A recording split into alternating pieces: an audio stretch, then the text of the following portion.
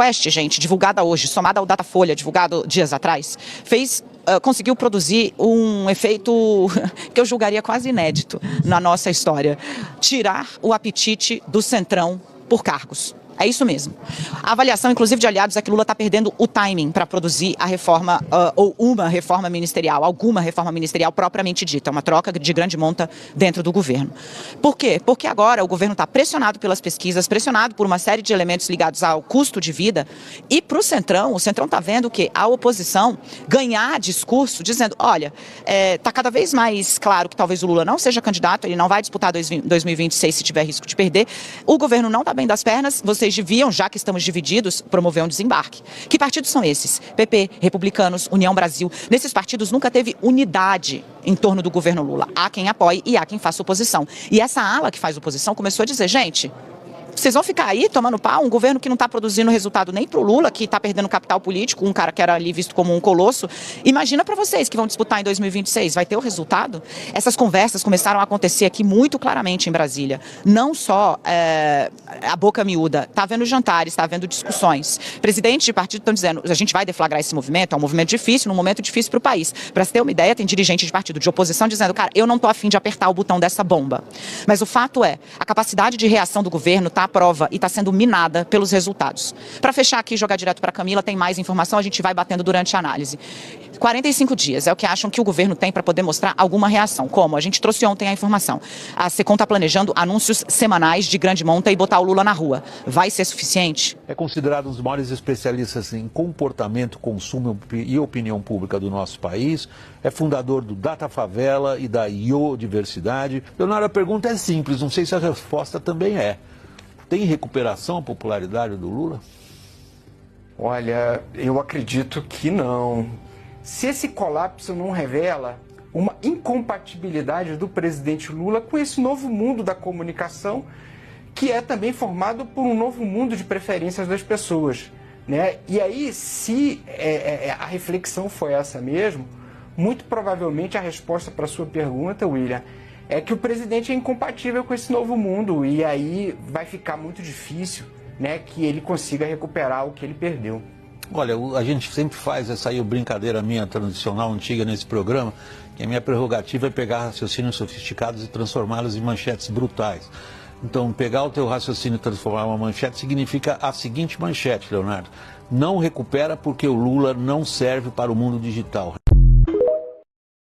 A gente está confirmando uma tendência que a Quest já tinha mostrado em janeiro, depois salientada e intensificada pelo Datafolha esse mês, e agora esse recorte reforça isso.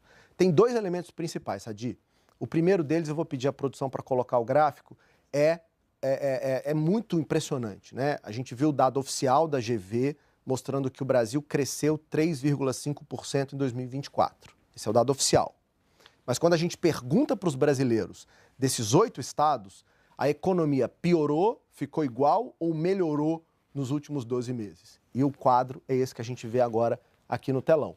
Em todos os estados, sem nenhuma exceção, não interessa se no sul, no sudeste, no centro-oeste ou no nordeste, estados mais ricos, menos, né, mais pobres, a gente vê que há uma percepção considerável de piora na avaliação sobre a economia. No caso de São Paulo, chega a 62%, no caso da Bahia, 50%. Ou seja, é generalizada a percepção, Sadi, de que a economia piorou. São Paulo pior.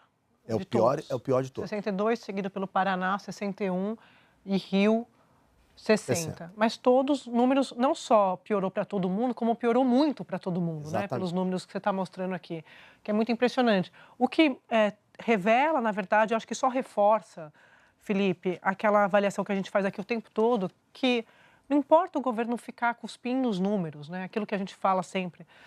O povo não come PIB. Qual que é eu acho que isso aqui, principalmente, é a inflação de alimentos. Maria da Conceição Tavares. Maria da Conceição Tavares fala isso há muito tempo, né? Estava na vanguarda. Eu fico aqui impressionada porque, conversando hoje com várias fontes ligadas ao PT e ao governo, eles, de fato, têm um diagnóstico, a inflação de alimentos. Então, queria confirmar com você se é sobre isso, principalmente na região Nordeste, que é onde o Lula tem a maior vantagem, porque isso aqui é muito preocupante. E por que é importante chegar exatamente nesse diagnóstico, Sadi, correto, né? A economia tem um peso fundamental na explicação que a gente está dando. Mas que pedaço da economia? É isso.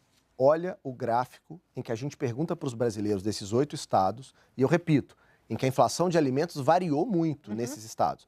Mas olha a percepção de todos eles. Eu vou pedir o próximo gráfico. A gente perguntou para os entrevistados como ficaram os preços dos alimentos no último mês.